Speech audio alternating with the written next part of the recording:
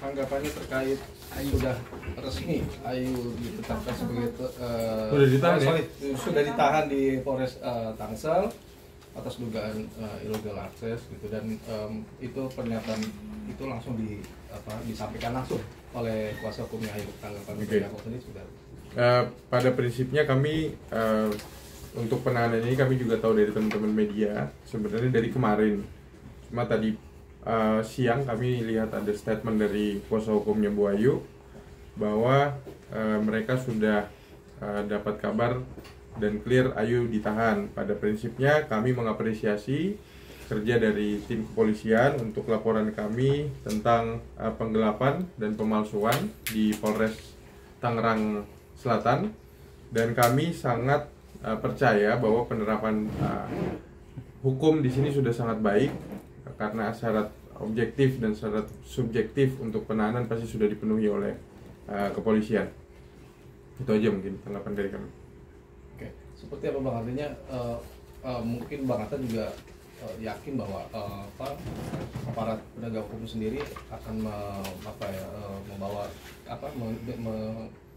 dengan seadil-adilnya gitu ya. Dengan dari awal kantor kami Badan Partnership sudah sangat yakin bahwa tuduhan dan laporan kami ini cukup matang, khususnya tentang penggelapan dan pemalsuan ini. Buktinya sudah sangat terang, bahkan di media itu sudah diakui sendiri oleh Ibu Ayu dengan kemasan kehilafan. Silakan dibuktikan saja nanti kehilafannya sampai nilai fantastis, terus sampai memalsukan tanda tangan, sampai juga melaporkan hal-hal yang tidak benar ke klien kami. Kami rasa hukum lagi bertindak semestinya, jadi kami mengapresiasi segala progres dari kepolisian.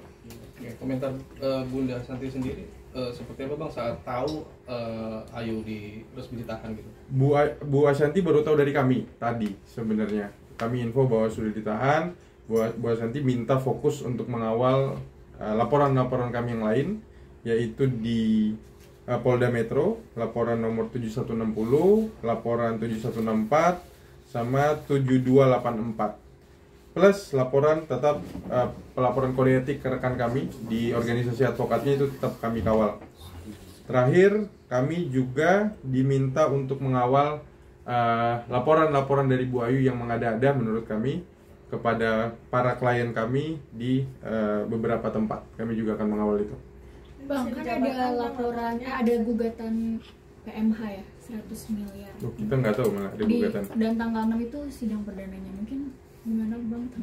Tanggal 6 sidang perdana? Iya.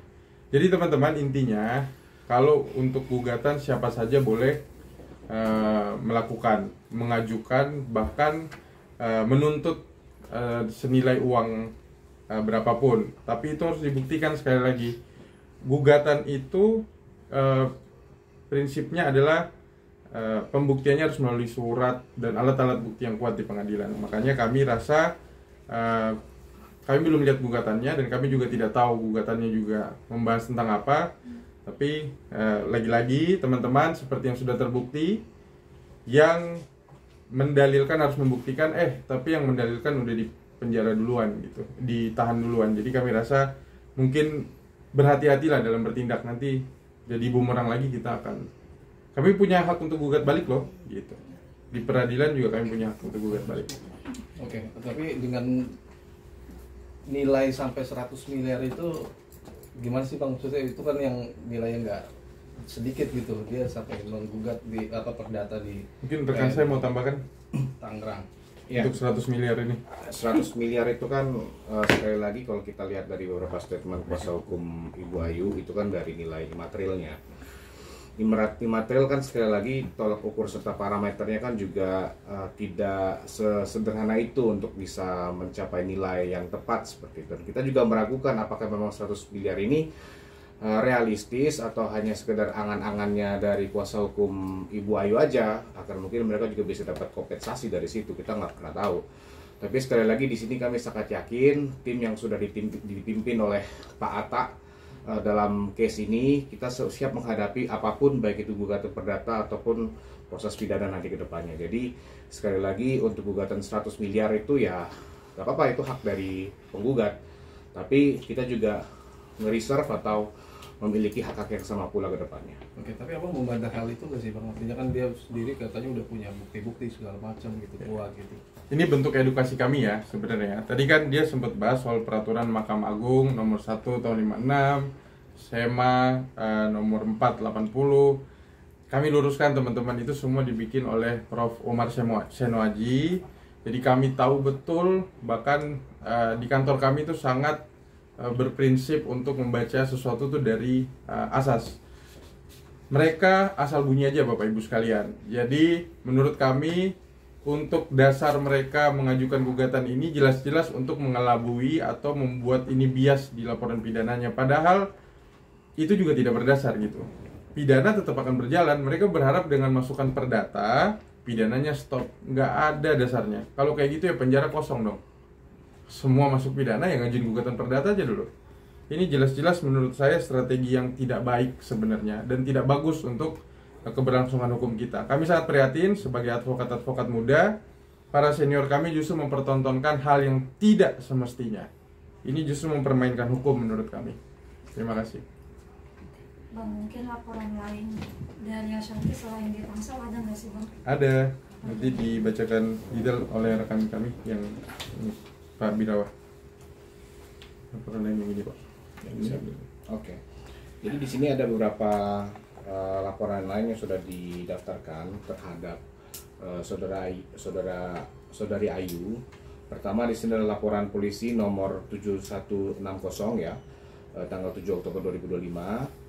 Ada juga di sini laporan nomor 7289 tanggal 11 Oktober 2025. Dan juga laporan kode etik yang telah kita sampaikan kepada rekan advokat yang menjadi kuasa hukum saudari Ayu. Pidananya Pak. Ya, ini. Pidananya. Oke. Di sini memang kita juga salah satu unsur utama dalam laporan yang telah kami sampaikan itu adalah tentang tindak pidana kejahatan hak atas kekayaan intelektual pasal 113 juga pasal 9 dari Undang-Undang Hak Cipta. Gitu. Bang, pihak PH-nya menyatakan mengirim somasi perihal gaji atau ketenaga kerjaan seperti itu. Benar sudah diterima bang? Oh iya, yang terkait somasi itu balik lagi kami terima di minggu ini ya, minggu lalu ya. Jadi kami seperti statement kami respon baik kok kalau mereka bersurat dengan baik. Jadi kami dengan itikat baik juga mengajukan, merespon kalau mau ketemu ya udah silakan. Nanti pertemuannya rencana di minggu depan di kantor kami, dan untuk perihalnya juga kami akan diskusikan kemudian. Yang jelas ini bukan untuk damai ya. Yang jelas ini bukan untuk damai. Itu penting dicatat. Dia mengajukan 100 juta bang, menyanggupi atau seperti apa? Intinya kalau angka segitu, Bu Ashanti dan perusahaannya aja berani meng-hire kami. Apalagi uang sekecil itu. Kami rasa kami pasti akan memberikan hak selama orang itu melakukan kewajibannya. Ya balikin dulu dong uang yang dicuri. Tanggung jawab dulu dong yang dipidanakan. Kami juga bingung kenapa banyak pegawai yang nyaman sama Bu Ashanti, Mas Anang. Cuma satu ini nih yang bermasalah. Sudah tersangka, sedang proses ditahan, tapi masih banyak nuntut. Ini yang kami bingung juga sebenarnya. Kami sekali lagi menyarankan strateginya, tolong tim hukumnya juga dengan baiklah, diperhatikan juga kliennya, jangan sampai kliennya ini malah dirugikan gitu. Itu aja dari kami. Oke, Bang, dari pernyataan PH sana menyampaikan bahwa dari pihak Bunda Ashanti sendiri katanya menguasai beberapa bukti, salah satu mungkin WhatsApp yang sempat dihapus gitu, ada itu, terus mungkin handphonenya juga segala macam, dan itu katanya dia bilang udah diakui gitu dari pihak Bunda Ashanti. Nah, itu melurusnya seberapa? Ya, handphone itu kami tidak ada tahan sama sekali. Bahkan saksi-saksi kami tanyain satu-satu, itu semua Ayu yang menawarkan, silakan dicek gitu. Oke, kami cek, waktu itu klien kami cek, dan lagi-lagi barang itu sekarang sudah di kepolisian. Kami sudah menyerahkan ke kepolisian untuk diperiksa semua, karena balik lagi seperti yang kami sudah sampaikan waktu mereka minta soal sertifikatnya aja kita balikin, apalagi soal HP. Kerugiannya ini kan lebih dari 500 juta teman-teman. Jadi menurut kami tidak masuk akal kami menahan barang sekecil itu untuk menggaransi utang yang luar biasa, bukan utang sih, kerugian yang luar biasa dilakukan oleh Bu Ayu ini. Jadi menurut saya logikanya kembali sangat ngawur ini untuk tuduhan ini ya. Itu aja. Oke. Tapi gimana sih Bang kalau melihat dari Ayu kayak seolah-olah laporan satu muncul lagi laporan ini, laporan itu segala macam. Iya. Dan itu menurut Abang berdasar nggak sih Bang dengan laporan-laporan itu tadi? Balik lagi, kalau berdasar pasti kami sudah menyampaikan juga apa adanya seperti yang kami lakukan terus kepada teman-teman media. Tapi kami betul-betul mencari celah apapun yang dilakukan oleh Bu Asanti, semua udah sesuai koridor, perusahaannya juga semua sesuai koridor, maka tindakan-tindakan hukum maka akan kami lakukan juga. Untuk proses laporan hukum ini semuanya berdasar. Untuk perdata pun kalau mereka sudah ajukan gugatan ke kami ya kami juga siap gugat balik gitu. Jadi kalau dibilang, kami juga nggak mau menggampangkan tuduhan-tuduhan ini. Yang jelas tim kantor kami ada saya, Pak Birawa, dan 17 advokat lainnya dan konsultan hukum. Kami sudah mempelajari kasus ini dengan baik. Jadi kami sangat percaya diri lah untuk menghadapi semua laporan-laporan yang tidak berdasar itu, Mas. Oke, ini kan artinya sendiri Ayu udah masuk nih Bang dengan laporan yang kita serap. Ya. Nah berarti langkah berikutnya fokus atau concern di laporan yang gimana Bang?